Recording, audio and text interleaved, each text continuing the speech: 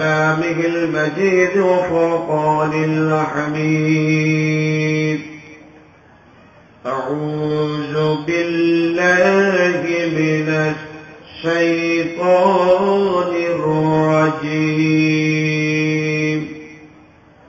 بسم الله الرحمن الرحيم.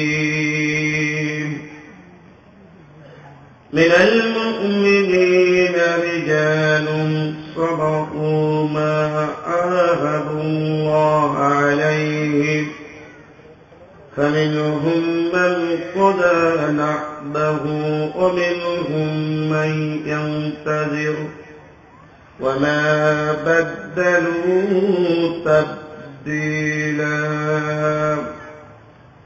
وقال تعالى مخبرا وآمرا إن الله وملائكته يصلون على النبي يا أيها الذين آمنوا صلوا عليه وسلموا تسليما.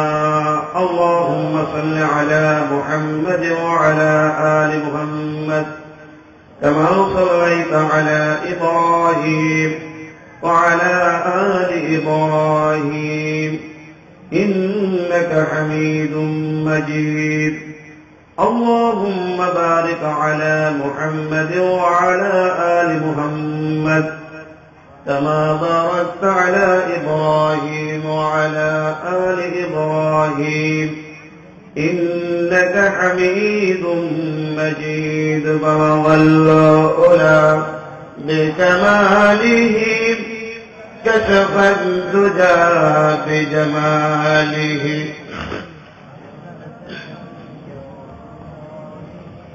صلوا عليه যাদের ভয়নত হয়ে থাকত কাফের বেঈমান,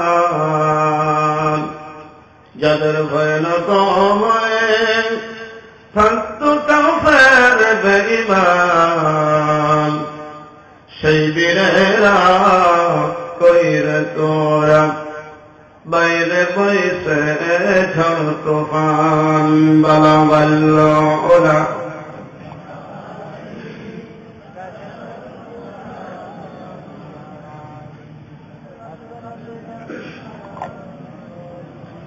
صلوا عليه وآله الفاتحة. اللهم آمين. ربنا ظلمنا أنفسنا وإن لم تغفر لنا وترحمنا لنكونن من الخاسرين. বিশালাক সর্ববিস্তীর্ণ জমিনের মালিক রব্বুল আলামিন আল্লাহ তাআলা সাতক্ষীরা ঐতিহ্যবাহী পাউলিয়া গ্রামের মসজিদের অত্যন্ত ক্লান্ত পরিশ্রমে আয়োজিত আজকের এই তাফসীরুল কোরআন মাহফিল এত অঞ্চলের তৌহিদি জনতা কর্তৃক প্রতিষ্ঠিত। রব্বুল আলামিন কোরআনুল কারীম তেলাওয়াত করে তোমার শাহী দরবারে আমরা গুনাহগার হাত তুলেছি, মেহেরবানি করে আরশে আজিমে কবুল মঞ্জুর করে নাও। আল্লাহ তাআলা আমি তোমার নগণ্য গুনাহগার বান্দা, রব্বুল আলামিন তোমার কোরআন বলার মতো যোগ্যতা আমার নাই। মেহেরবানি করে রব্বুল আলামিন কোরআন বলার জন্য যখন তুমি বসাই দিয়েছো মাহবুব, তোমার গোলামের কণ্ঠটা তোমার কুদরতি কণ্ঠের সঙ্গে লাগায় নাও। আল্লাহ তাআলা কোরআনুল কারীমকে আমাদের সংবিধান হিসেবে মানার জন্য সেই সুন্দর কথাগুলো আমাদের বলার এবং শোনার তৌফিক দান করে দাও, যা শুনলে বললে বর্তমান সময়ের প্রেক্ষাপটের জন্য আমাদের সকলের জন্য সিরাতাল মুস্তাকিম পাওয়া সহজ হয়ে যাবে। আল্লাহ তাআলা শাহাদাতের উর্বর ময়দানে কোরআনুল কারীমের কথা বলার জন্য বসেছে মাহবুব, তোমার যেই বান্দাগুলো রব্বুল আলামিন আশেপাশে দাঁড়িয়ে আছে তাদেরকে কোরআনের মাহফিলে বসার তৌফিক দান করে দাও। আমরা যারা বসে গিয়েছি মাহবুব, আমাদেরকে জান্নাতুল ফিরদাউসের মেহমান না বানাই একজনকেও বাড়িতে তুমি নিও না। কিয়ামতের মুসিবতের দিন तमाम হাসরের ময়দান জুড়ে যেদিন পানি আর পানি বড় আওয়াজ হবে মাবুদ, আজকের এই কোরআনের মাহফিল করে সেদিন আমাদের সকলের জন্য নাজাতের ওসিলা বানায়ে দিও। या रब दिल मुस्लिम को ओ जिंदा तमन्ना दे, जो कल्ब को गरमा दे और रूह को तरफा दे। तकब्बल मिन्ना इन्नका अंतस समीउल अलीम व तुब अलैना इन्नका अंतत तव्वाबुर रहीम। सुब्हान रब्बिका रब्बिल इज्जति अम्मा यसिफून व सलामुन अलल मुरसलीन वल्हम्दुलिल्लाहि रब्बिल आलमीन। कद्र ग़रबी वाजिबुल एहतराम साहिब सदर আজকের তাফসীরুল কোরআন মাহফিলের সম্মানিত সভাপতি, আজকের মাহফিলের অনস্বর মেহমান, যিনি এতক্ষণ যাবৎ আপনাদের সামনে কোরআনুল কারীমের অত্যন্ত গুরুত্বপূর্ণ কথা বলে ধন্য করেছেন,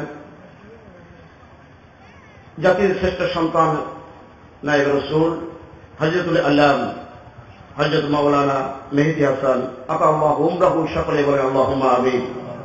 আজকের মাহফিলের যিনি সভাপতির দায়িত্ব পালন করছেন, আল্লাহ রাব্বুল আলামিনের খানায়ে কাবার স্পেশাল মেহমান আলহাজ জনাব মোহাম্মদ আব্দুল সাবুর, বারাকাল্লাহু ফি হায়াতিহি, সকলে প্রাণ ভরে পড়ুন আল্লাহুম্মা আমিন।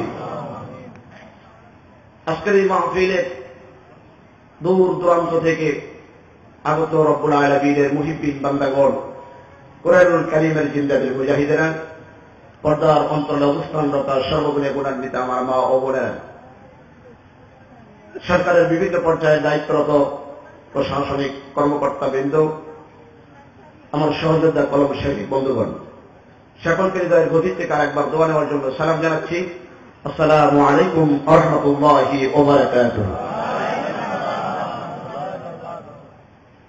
আমরা সেই মহান আল্লাহর শুকর গুজার হচ্ছি যে রব্বুল আলামিন বর্তমান প্রেক্ষাপটে অত্যন্ত নাজুক পরিস্থিতিতে, প্রতিকূল পরিবেশের ভিতরেও বাতিল পন্থীদের সমস্ত ষড়যন্ত্রের জালকে ছিন্ন করে যে রব্বুল আলামিন আমাদেরকে কোরআন শোনার জন্য কবুল করেছেন, ওই আল্লাহ তাআলার শুকরিয়া আদায় করার জন্য প্রাণ ভরে পড়ছি আলহামদুলিল্লাহ।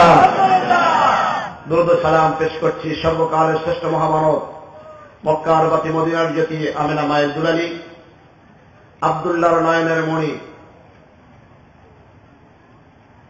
দমদম হারা রক্ত কামলিওয়াল রাহবার, বিশ্বনন্দিত নেতা বিশ্বনবী জনাবে মুহাম্মদ রাসূলুল্লাহ, সকলেই প্রাণ খুলে পড়ুন সাল্লাল্লাহু আলাইহি ওয়াসাল্লাম। শুহাদায়ে কেরামের সর্বোচ্চ মর্যাদা মহান আল্লাহর কাছে কামনা করছি, বিশেষ করে বাংলাদেশের জমিনে আল্লাহর দ্বীনকে প্রতিষ্ঠিত করতে গিয়ে যে সকল তরুণ যুবক আল্লাহ রাব্বুল আলামিনের দ্বীনের মুজাহিদেরা বুকের তপ্ত তাজাকে ঢেলে দিয়েছে, রব্বুল আলামিন তাদের শাহাদাতি মরণকে কবুল করুক, সকলেই প্রাণ খুলে পড়ুন আল্লাহুম্মা আমিন।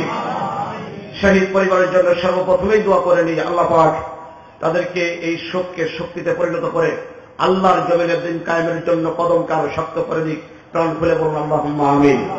ভাইরা আমার, আমরা এসেছি আল্লাহর কোরআন শোনার জন্য নাকি অন্য কিছু? আপনারা যদি আওয়াজ না দেন তাহলে আমি কিন্তু কথা বলতে পারবো না। আপনারা কি আমার ভাষা কি বুঝতে অসুবিধা হয়? কোন অসুবিধা নাই তো? আপনাদের সাতক্ষীরা মানুষের ভাষা বুঝতে আমার জীবনে একবার অসুবিধা হয়েছে। আমি 2 বছর আগে একবার সদর থানার ধুলিয়ার হাট আছে না দিকে, ওইখানে মাহফিলে আসার সময়, তখন আমি গাড়িতে আসতাম না, লাইন গাড়িতে আসার পরে প্রেস ক্লাবের সামনে এক মোটরসাইকেল ভাড়ার জন্য গিয়েছিলাম।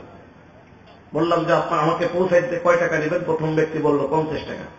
আরেকজন ডাকতে বলল, হুজুর আমার গাড়িতে চলেন, আমি আপনাকে 30 টাকায় নিয়ে যাব। চিন্তা করলাম যেহেতু গিয়ার কমতেছে তাহলে লাভটা আমার ভালোই হবে। আরেকজন আস্তে করে ডেকে বলল, হুজুর আমার একদম কম টাকায় দেবেন, আপনি হুজুর মানুষ, আমার জন্য দোয়া করে দেবেন, আপনাকে আমি হেলিকপ্টারে নিয়ে যাব, মাত্র 20 টাকা। আমি তখন হেলিকপ্টারের ভাষা বুঝতাম না, 20 টাকা দিয়ে আমি হেলিকপ্টারে চড়ার জন্য গিয়েছিলাম। ভাটা পর্যন্ত যেতে যেতে উন্নয়নের রাস্তা, তো আমার মাজার অবস্থা শেষ।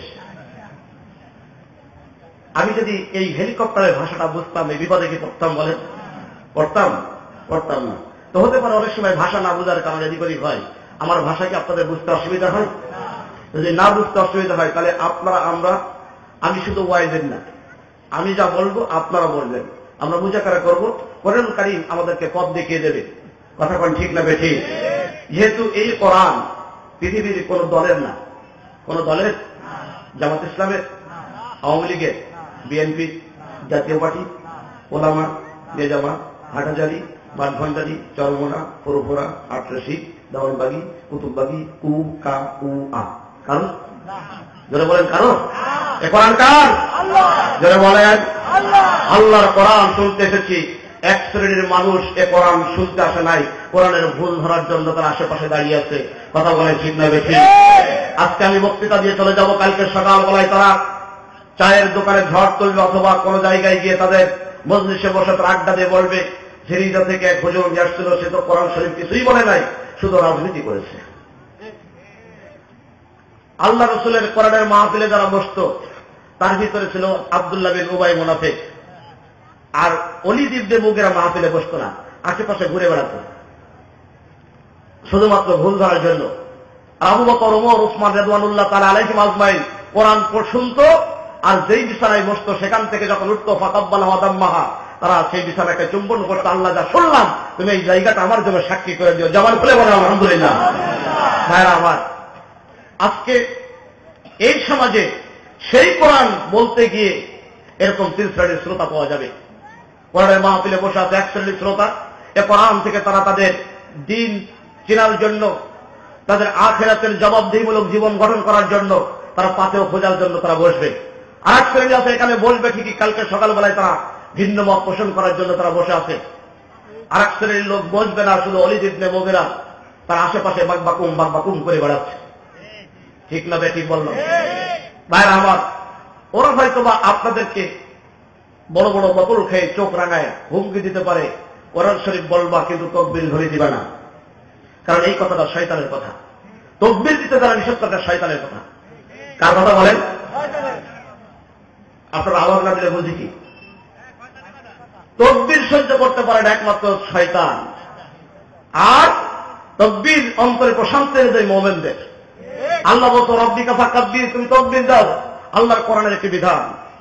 ওয়াইজা লাকিযু ফিয়াতান ফাসবুতু ওয়াযকুরুল্লাহ লাআল্লাকুম তুফলিহুন। কার কথা? আল্লাহর কথা। কিন্তু শয়তান বরদাস্ত করতে পারে না। আযানের ধরে যখন শয়তান সরে, তখন শয়তান ওই জায়গা থেকে বহু দূরে তারা পালিয়ে যায়। মানবরূপী কিছু শয়তান আছে, আযানের ধরে তারা বরদাস্ত করতে পারে না। কথাটা ঠিক না বেঠিক? আল্লাহ রাব্বুল আলামিন বলেন ওয়াইজা নাদাইতুম ইলাস সালাতি ইত্তাখাযুহা হুজওয়ান ওয়া লাইবান। যখন তাদেরকে নামাজের আযান শোনা হয়, এক শ্রেণীর মানুষ মসজিদে যাওয়া তো দূরের কথা, আল্লাহর আযানের ধ্বনি শোনার সঙ্গে সঙ্গে তারা এটাকে কটূক্তি করে, খারাপ ভাষায় মন্তব্য করে। আল্লাহ রাব্বুল আলামিন এই পৃথিবীর মানুষের জীবনে যা দরকার সবগুলো কোরআনুল কারিমে বলে দিয়েছে, জানা দেন নাই? দিয়েছে না দেন নাই? সব বলে দিয়েছে। এক শ্রেণীর মানুষ আছে তার আযান শুনলে সে আযানকে তারা কটূক্তি করবে। আমার দেশে এক শিক্ষিত শয়তান ছিল, আমি ওই কবির নাম নিতে চাই না, আপনারা জানেন। আযানের ধ্বনিকে সে বেশ্যার খরিদ্দার আহ্বানের সাথে তুলনা করেছিল। এটা আপনাদের জানা আছে না? এখন নাউজুবিল্লাহ কেন পড়বেন না, বাড়িতে পড়বেন। সরকার তাকে জাতীয় কবি ঘোষণা করেছিল। আমরা কোরআনের মাহফিল থেকে ঘোষণা করলাম, হাজারো মানুষ যদি তাকে জাতীয় কবি ঘোষণা করে, শিক্ষিত ঘোষণা করে, আল্লাহর কোরআনের দলিল অনুযায়ী, আল্লাহর কোরআনের দলিল অনুযায়ী, আল্লাহর কথা অনুযায়ী আযানের ধ্বনিকে যে কটূক্তি করেছে, নিশ্চয়ই ওর জন্মের ভিতরে সন্দেহ হতে কথা ঠিক না। যাওয়া সে শুনেছে, নিশ্চয় ওই জায়গায় যাওয়া আশা করেই তার জন্ম হয়েছে সম্ভবত। ভাইরা আমার, রক্তের ভিতরে যাদের ভেজাল থাকবে তারাই শুধুমাত্র ভেজাল কথাবার্তা বলবে। সুপরিচিত সুন্দর ভেজাল মুক্ত রক্তের মানুষগুলো আল্লাহর কোরআন নিয়ে তারা আবল তাবল কথা বলবে না। আপনারা কি তাই মনে করেন? ভাইরা আমার, আজকে আমরা যখন কোরআন শুনতে বসেছি তখন এই কথা আপনাদের আমাদেরকে জেনে নিতে হবে।